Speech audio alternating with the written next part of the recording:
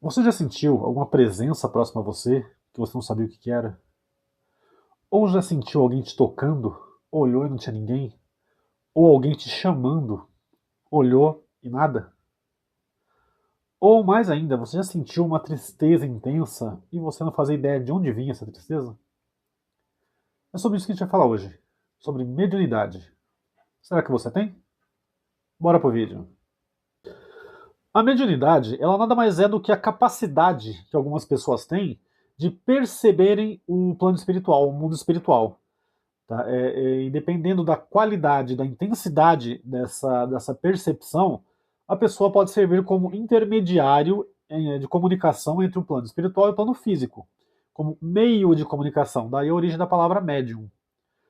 O livro dos Espíritos também deixa claro para a gente que a mediunidade ela não é um dom divino, um dom supremo, um poder mágico, um superpoder, não é nada disso, tá, gente? A mediunidade ela é uma faculdade natural do ser humano. Tá? Pode parecer estranho isso, mas é por isso que a gente fala que todo mundo tem mediunidade, em maior ou em menor intensidade, mas todo mundo tem a faculdade, porque ela é inerente do ser humano. Fazer uma comparação aqui para vocês entenderem, por exemplo, vamos falar de música. Tem muita gente, você tem pessoas aí que pegam um violão, sem nunca terem pego um instrumento musical, elas pegam um violão, um piano, alguma coisa assim, estudam um, 2 dias e saem tocando uma música. Acontece muito isso aí.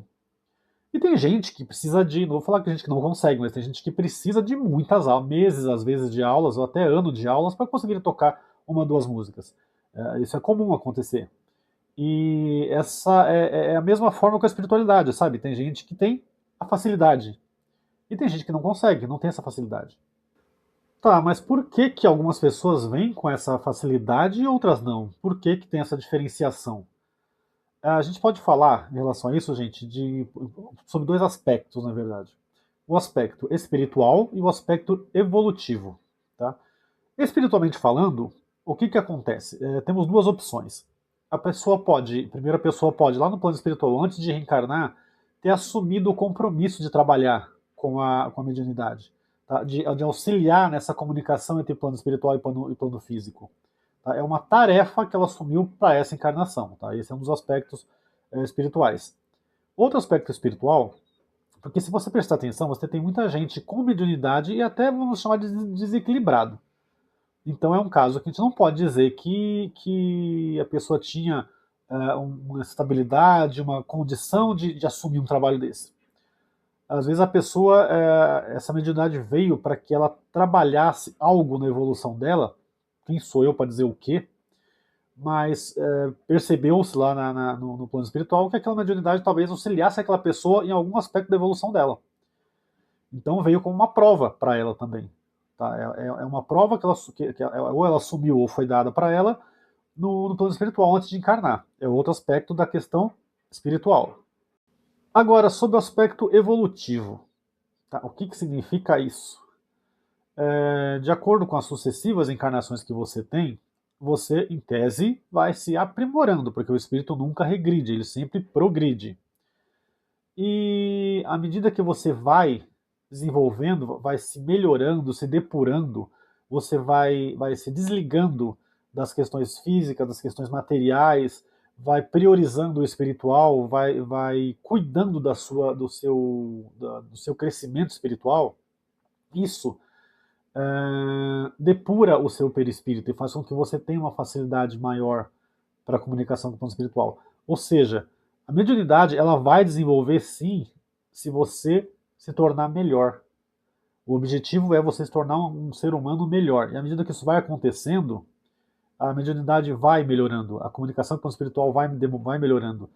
Quando eu digo isso, gente, não é, eu fiz uma caridade, agora eu quero minha mediunidade. Não é isso, não. É um processo lento, gradual e que demora, às vezes, encarnações. Não é do dia para a noite, tá? Você acha que um Chico Xavier, por exemplo, que já tinha. Ele tinha um pé aqui e um pé lá. Não era nem mediunidade que ele tinha, já estava praticamente vivendo nos dois campos. Ele conseguiu como? Com evolução. Ele era talvez um dos seres mais evoluídos que a gente pisou nessa terra aqui. E, então a mediunidade dele era natural. Não era a gente chama isso, se chama de mediunidade de prova e de mediunidade natural. A dele era natural. Não era ele não assumiu compromisso de trabalhar com o espírito, lógico, assumiu o trabalho, ele assumiu, mas ele não precisava que dessem a mediunidade para ele, que ele fosse agraciado com o dom da mediunidade, ele já tinha. E ele desenvolveu isso naturalmente, de acordo com a evolução dele. Tá, então se todo mundo tem mediunidade, maior ou menor grau, eu posso desenvolver a minha, posso melhorar a minha? Sim, pode. Mas não é uma coisa tão simples. Assim, você vai se tornar um Chico Xavier nessa encarnação? Não, não vai. Por quê? Ou melhor, acredita-se que não.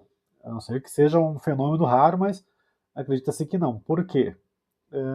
O principal, se você não nasceu, não veio com essa missão, vamos chamar assim, com essa tarefa da mediunidade, você consegue desenvolvê-la, por tudo que eu disse até agora, com a sua reforma íntima, o seu aprimoramento, o seu desenvolvimento espiritual, certo? A sua evolução espiritual.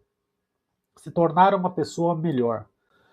E por que eu digo que não é algo simples, gente? É porque é muito difícil, como eu falei, é um processo lento, gradual, que leva a encarnações.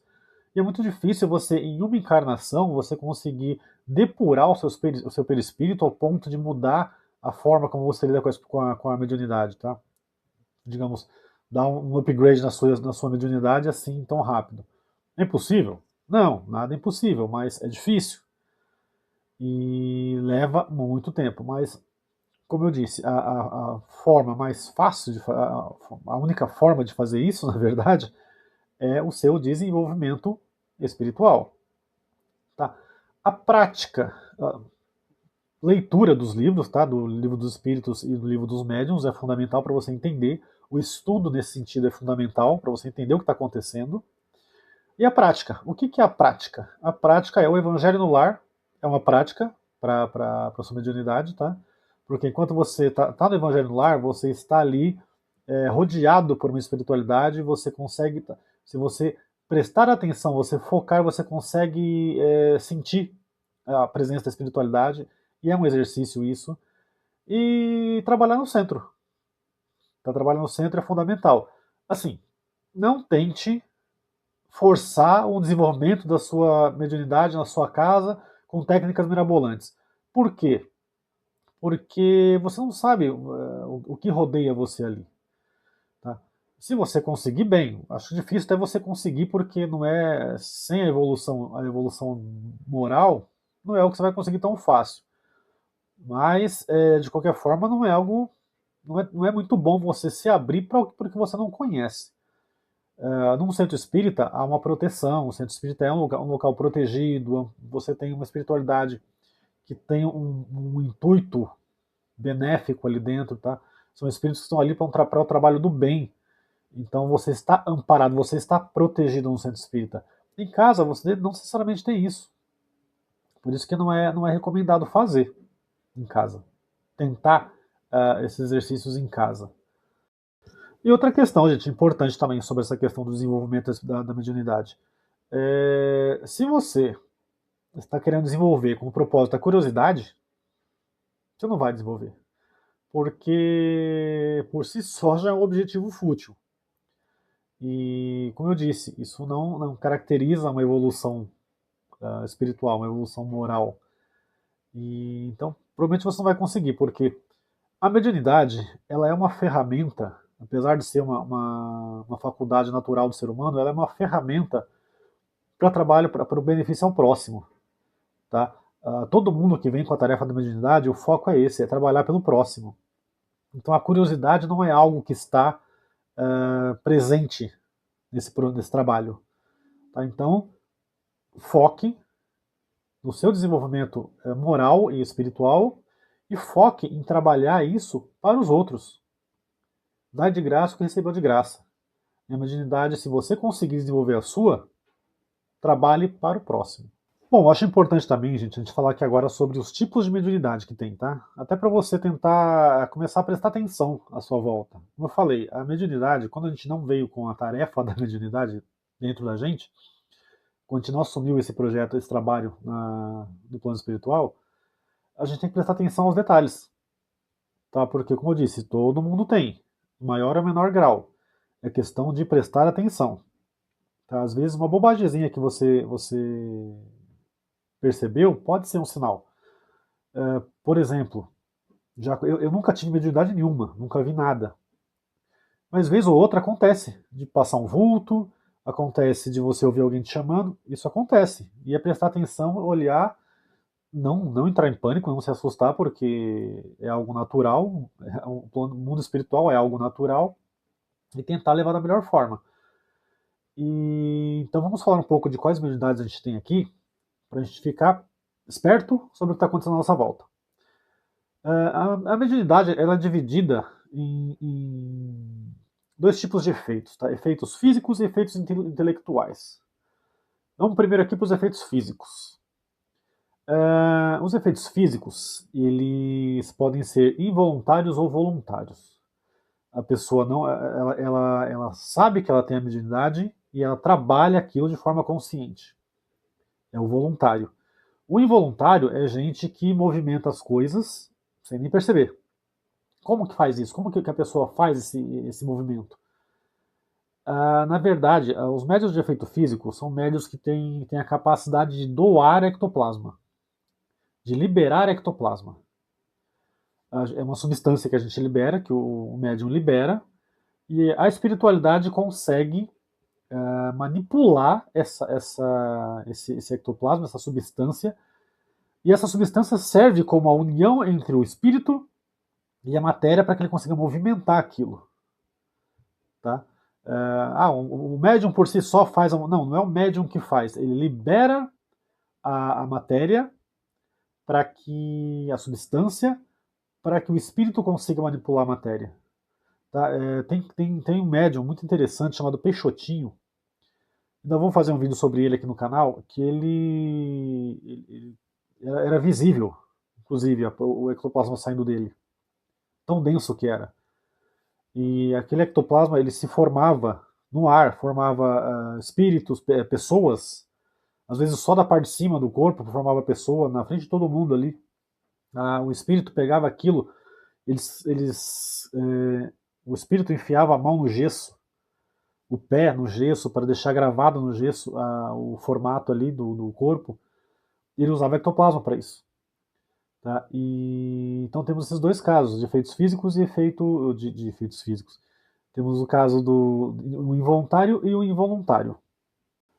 É interessante essa questão dos efeitos físicos, gente, porque, como eu disse, assim, você doa o seu ectoplasma para que a espiritualidade utilize ele, manipule ele para movimentar as coisas, os objetos. E existem muitos relatos assim. É muito interessante, porque o espírito às vezes não só movimenta um objeto, ele faz com que o objeto surja em lugares. Ele tira de um lugar e surge em outro. Acho que todo mundo aqui já ouviu falar, por exemplo, das histórias que aconteciam, que acontecem ainda, às vezes ainda se ouve falar disso, de casas que pedras começam a cair do céu nas casas. Isso é esse tipo de manipulação. Ou então, tem uma moça no interior de São Paulo, eu acho que é no interior de São Paulo, não me recordo, depois eu confirmo aqui, que ela faz as coisas aparecerem no algodão. Tá? Ela tem uma bacia cheia de algodão, as pessoas podem olhar, não tem nada ali embaixo, e ela começa o trabalho dela, a sessão, e de acordo com as pessoas que estão ali se consultando, começam a aparecer objetos no algodão. Isso é um grande exemplo dos efeitos físicos, do transporte de objetos, que também é uma característica dos efeitos físicos. Gente, antes de finalizar o vídeo, eu resolvi pesquisar. É a Ederlazil Cordeiro, em Votuporanga. Ela é conhecida como a Mulher do Algodão, e até hoje ela faz esse trabalho lá. Quem tiver curiosidade, dá uma pesquisada nos vídeos aí que tem bastante coisa sobre ela. Ou quiser ir visitar lá também, o trabalho dela é interessante. Bom, vamos falar agora das mediunidades intelectuais, tá? Os efeitos intelectuais. O que são efeitos intelectuais? É quando o espírito ele se utiliza da mente e dos órgãos do médium, do corpo do médium, para se manifestar. Nós temos aí psicografia, que acho que está mais conhecida, que é basicamente o espírito escrever através do médium. Isso pode acontecer de forma mecânica, que é quando o médium nem intercede, ele só cede a mão e a mão escreve sem o médium ter consciência do que está escrevendo. Temos o semimecânico, que é quando o médium, a mão escreve mas o médium tem noção do que está sendo escrito. Tá? E o intuitivo, que é quando os pensamentos surgem, que acho que é o mais conhecido, o mais utilizado, na verdade, que é quando o pensamento surge na cabeça do médium, ele percebe que não é dele e ele passa o papel. O próprio médium escreve, mas intuído pelo espírito. Temos também, gente, os médiums audientes ou ouvintes, que são os médiums que ouvem os espíritos. Tá? Às vezes a voz vem da própria cabeça dele, ou então vem de fora mesmo, tá? Eles ouvem a mensagem e passam a mensagem. Temos os psicofônicos. O que é isso? O espírito ele utiliza o aparelho vocal do médium para falar. Tá? O espírito fala através da voz do médium. Isso aqui é muito conhecido, na verdade, como incorporação. Na incorporação acontece bastante isso, do espírito utilizar a voz, o aparelho vocal do médium, em muitos casos até o corpo todo do médium, para passar a mensagem. E temos o médium vidente, que é um médium que consegue ver o espírito. Muitas vezes essa mediunidade é unida com outra, que o médium vê, ouve, às vezes sente, mas o médium vidente é isso, é o médium que enxerga o espírito. Bom, além desses médiums de efeitos físicos e efeitos intelectuais, eu queria mencionar mais dois outros médiums, que são interessantíssimos também, que são os médiums de cura, que basicamente eles servem como ferramenta do plano espiritual, que é um caso do Dr. Fritz, por exemplo, que eu acho que é o mais conhecido, ou que os médios eles são capazes de canalizar, eles conseguem aliviar os males do corpo, canalizando a energia do plano espiritual. Tá? É uma mediunidade muito bonita e muito importante. E temos uma mediunidade mais rara, que é talvez uma das mais impressionantes. E hoje em dia praticamente não se vê quase, que são os pneumatógrafos. O que são os pneumatógrafos? Eles têm, com a presença deles, com a energia deles, os médiums, os espíritos conseguem buscar energia neles, o fluido deles, e escreverem, sem o auxílio da mão do médium, sem o auxílio de caneta às vezes, simplesmente as palavras aparecem no papel, aparecem numa lousa, aparecem em qualquer lugar, elas são gravadas, mas tem que ter a presença daquele médium para isso. São os pneumatógrafos. Eu queria finalizar aqui, gente, batendo na tecla novamente da necessidade do estudo, do autoconhecimento e do crescimento moral, desenvolvimento moral, para que a gente consiga trabalhar com a nossa mediunidade.